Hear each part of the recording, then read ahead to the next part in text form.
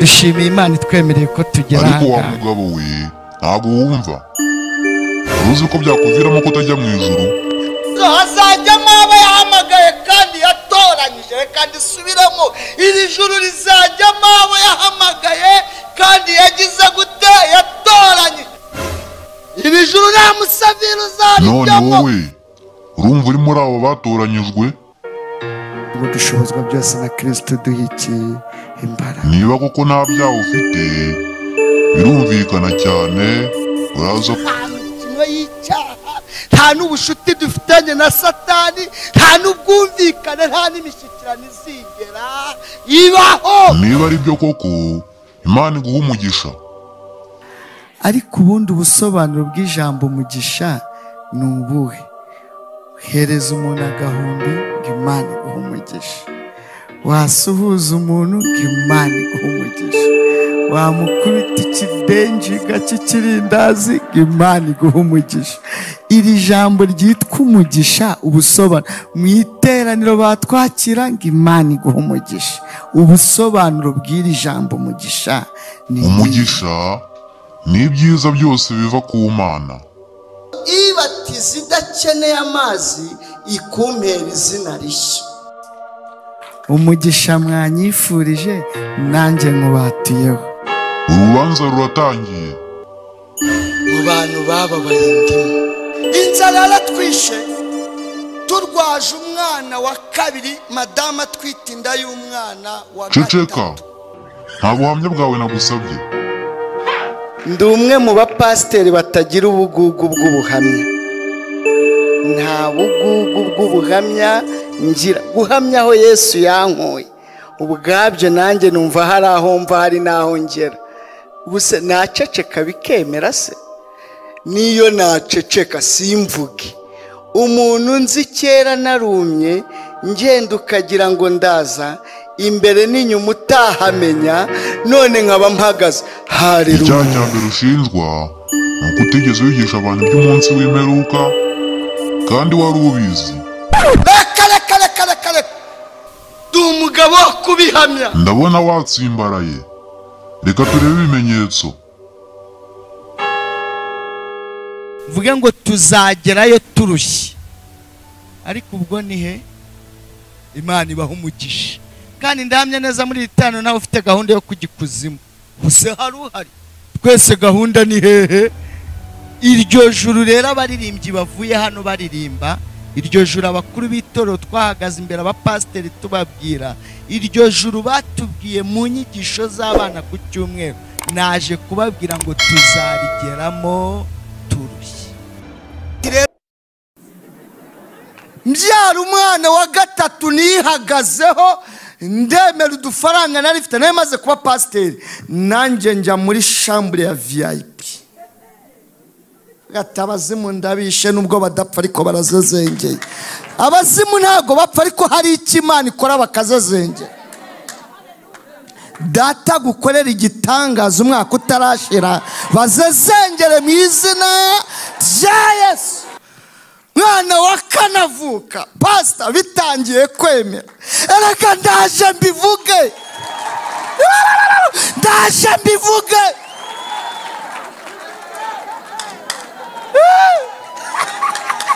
ku mwana wa kanavuka bitangiye kugira gute kwemera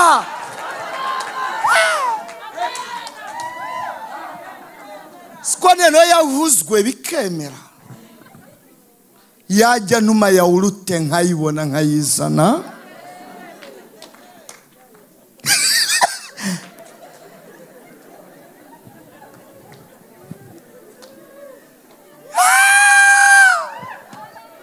Mana ndagushimye kujya womora ibikomere ukomora n'ibikomere by'ibirarane muri iri teraniro Imana ibomora ibikomere by'ibirarane ibikomere by'ibirarane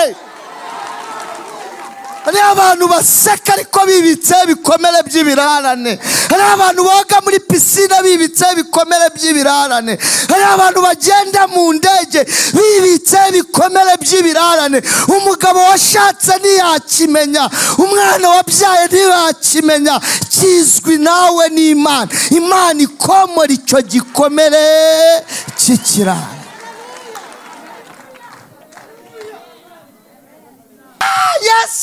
Uzi muri icyo gipangu muri iyo miryango, iyo wabuze yo kwishyura inzu, nyirinzu akinjira.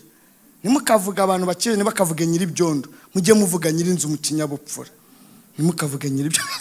Iyo yinjiye umuryango yinjiyemo, abantu bahita bamenya ko uwo muryango utarishyura. Buri mudamu rero n'ubwishyu bwe yishyuye, buri muntu wese ahagarara ku muryango w'ukwabyo bareba kagiye kukubaho. Shingiye ku byo nabonye, ndi umugabo wo guhamya ko nta kure cyane habaho Imana itakura umuntu. Shingiye ku byo nabonye, ndi umugabo wo guhamya ko nta kure cyane habaho Imana itageza umuntu. Ngo ngomba gutuzamo imiryango itatu. Na enjeniyeri ari kumbwira w'akarere ngo bisubize enjeniyeri wawe uri kubidepoza ngashake kunatuzamo imiryango itatu. None mpita nibuka ya manegeka nabagamo, ubu nanjye mfite enjeniyeri udepoza.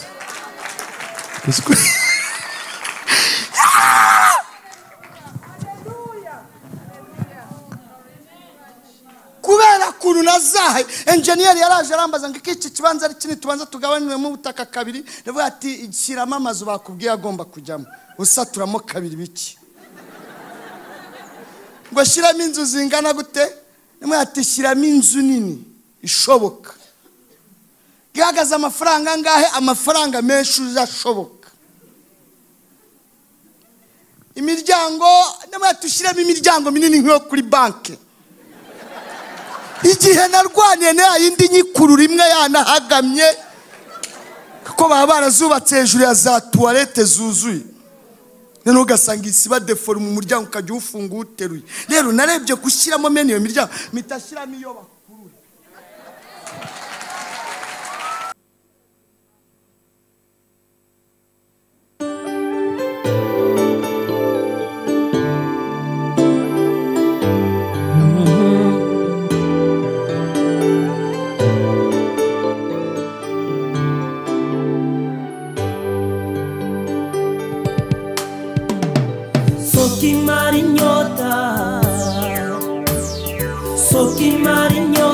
Sokida kama hahirwa umuntu wakumenye Yesu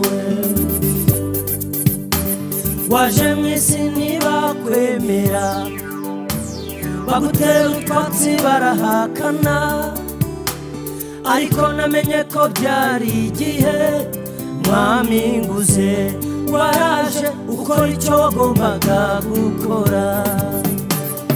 Sokimara inyota,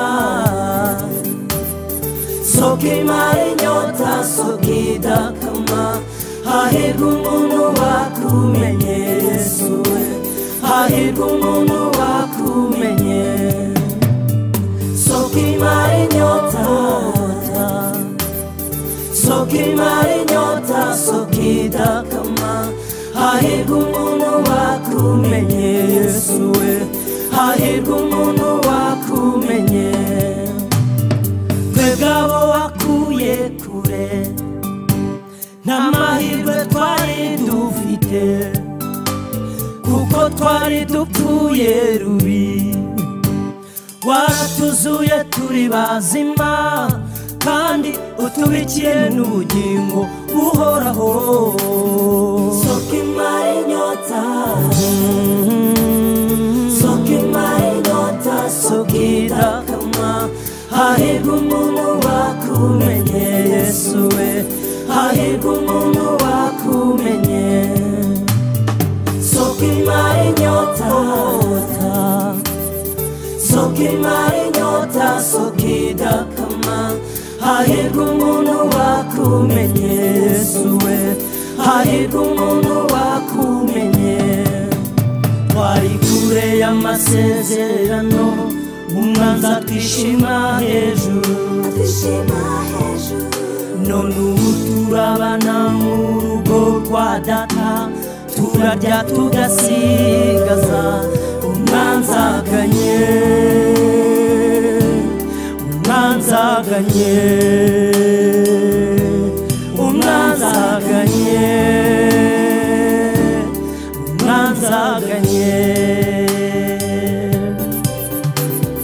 sokimara inyota sokimara inyota sokidakama hahirwa umuntu wakumenye Yesu we hahirwa umuntu wakumenye sokimara inyota sokimara inyota sokidakama hahirwa umuntu wakumenye Yesu we hahirwa umuntu wakumenye sokimara inyota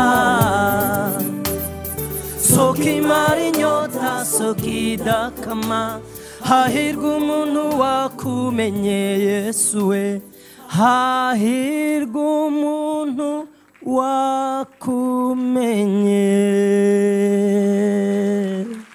Ayo mashini imbara ya Yesu mukoma yana.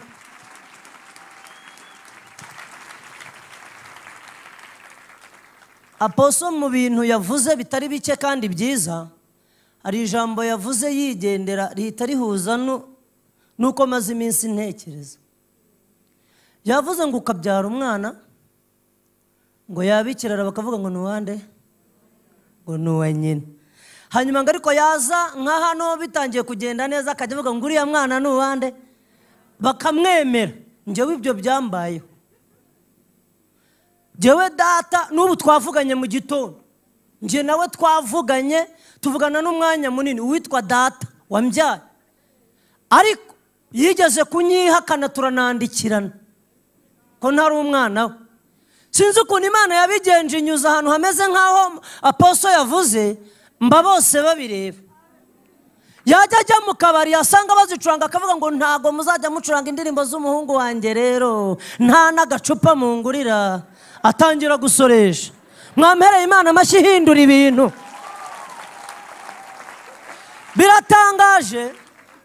Biratangaje mu bintu twavuganye uyu munsi. Ibi mvugira kuri kamera murabizi ikoranabuhanga ryaraje. Yanarara bibonye cyangwa akabibona mu gitondo. Ariko muri gahunda twavuganye namubwiye ko nshaka ko tuganira. Uzi ikintu nshaka?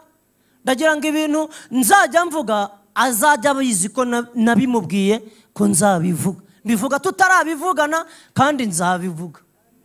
Ni ikintu gikomeye. Anyihakana aho yaratuye nihagituye nanjye niho nkiri. Abari mu nama y'umurenge baracyahari.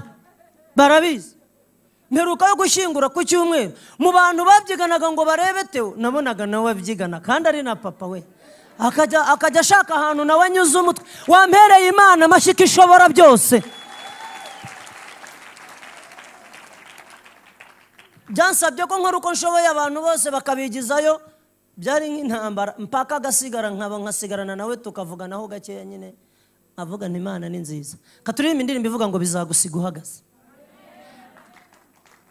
Bizagusiga sinzi ibyari byo ariko biba bihari bidushakisha biduhiga ariko bizadusiga duhagaze. Ni indirimbo yitwa Bazaruhira ubusa. Nuko mvuze iryo jambo ariko yitwa Bazaruhira ubusa iri muzo nateguye. Kandi nejejwe no kuba hano mu gihe batarayishyiramo. Byanejeje cyane. Numvaga nararambiwe kugaruka. Unyihera umuziki nihimbariza Uwiteka. Nawe niba ufite amashyo yampe tuyakomere Imana.